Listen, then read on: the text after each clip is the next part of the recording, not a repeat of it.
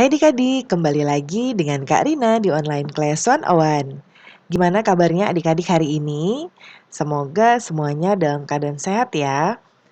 Kali ini kita akan belajar kelas 4 tema 8, subtema 2, keunikan daerah tempat tinggalku. Di pembelajaran 1 kita akan belajar bahasa Indonesia dan IPA di halaman 60 sampai dengan 71. Nah, adik-adik, ini ada Siti ya. Kemudian kata Siti, nah Kak Rina aktifkan penanya dahulu. Nah, ini kata Siti, aku berasal dari Yogyakarta. Daerah asalku memiliki ragam keunikan sendiri. Tahukah kamu apa keunikan Yogyakarta? Yuk kita telusuri bersama. Nah, adik-adik, Siti berasal dari daerah istimewa Yogyakarta. Siti bercerita tentang daerah asalnya. Bersama Siti, mari kita cari tahu lebih lanjut mengenai keunikan daerah istimewa Yogyakarta. Nah, ini ya, ada gambar foto. Yang sebelah kiri ini adalah simbol Tugu Yogyakarta. Yang kanan ini Candi Prambanan. Adik-adik pernah datang ke sana nggak ya? Nah, kalau pernah mungkin bisa bercerita gimana pengalamannya pergi ke sana ya. Nah, kemudian berikutnya lagi ada upacara adat Grebek Mulut ya. Ini biasanya nanti berebut adik-adik, ada buah-buahan dan lain-lain ya. Kemudian transportasi yang masih ada, alat transportasi tradisional yang masih ada, biasanya andong ya. Ini biasanya selain untuk transportasi, untuk wisata ya, untuk melihat-lihat sekitar. Nah, adik-adik, setiap daerah pasti punya keunikan sendiri. Nah, termasuk daerah tempat tinggalmu. Adik-adik tahu nggak apa sih keunikan daerah tempat tinggal adik-adik? Nah, tuliskan keunikan dari tempat tinggal adik-adik di kolom berikut ini ya.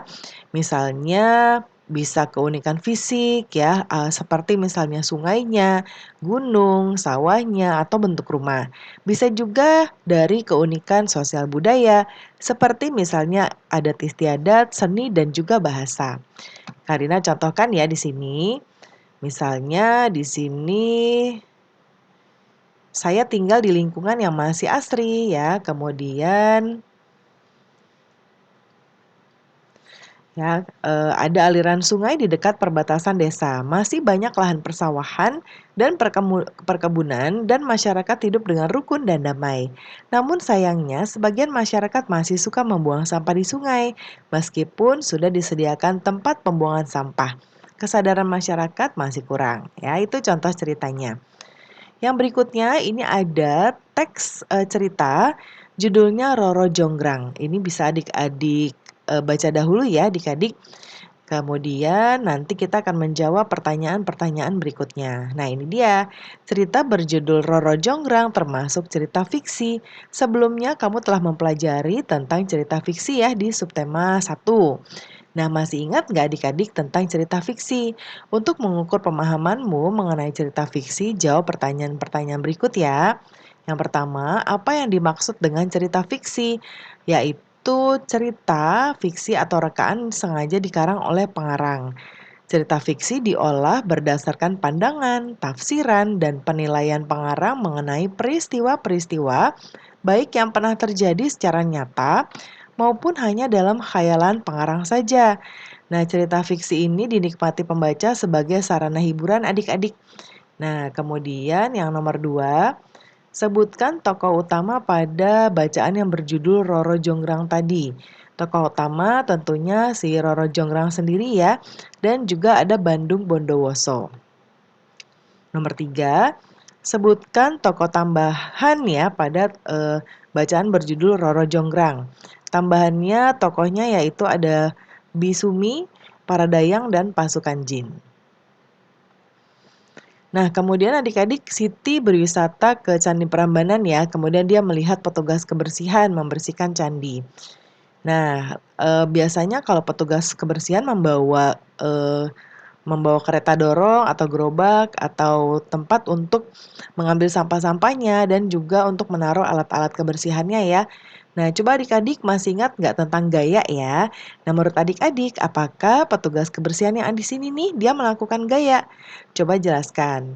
Nah, adik-adik, di sini satu orang petugas kebersihan melakukan gaya menarik Ya, ini yang menarik.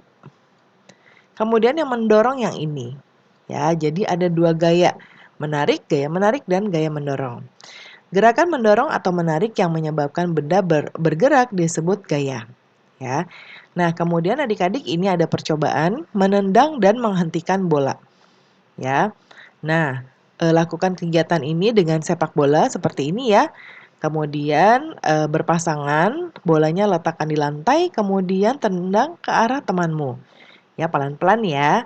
Kemudian minta temanmu menghentikan gerakan bola seperti ini ya. Jadi yang satu menendang, ya. Kemudian yang satu lagi menghentikan bola yang datang ke arahnya.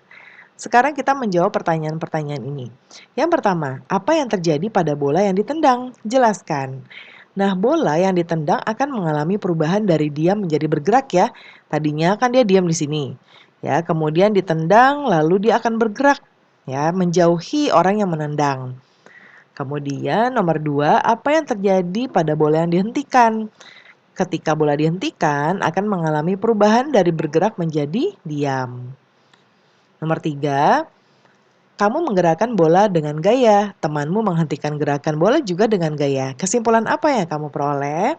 Gaya dapat mempengaruhi bola diam menjadi bergerak, gaya juga dapat mempengaruhi bola bergerak menjadi diam.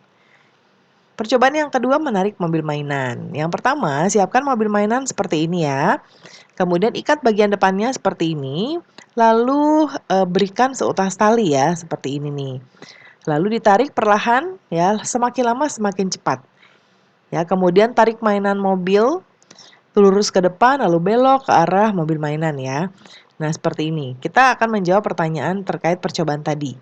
Yang nomor 1, apakah terdapat perubahan pada mobil mainan yang digerakkan dari lambat ke cepat?